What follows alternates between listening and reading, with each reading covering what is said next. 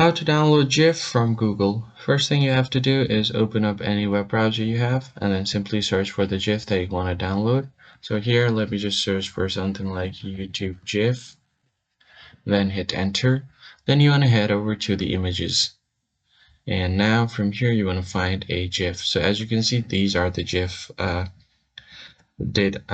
types. So what you just want to do is simply tap on this GIF option. And as you can see, this is a GIF. So all you need to do is right click on it. And then from here, you have save image as, click on it. And then here under the file type, let me just save it to my desktop. So here under the file type, make sure that this is selected to GIF and then click on save. And once you've done that, the GIF will be saved. So if I just open it up, it will be opened as a GIF. So as you can see, this has been saved as a GIF. That's pretty much it. I hope this tutorial was helpful. I'll catch you guys on the next one.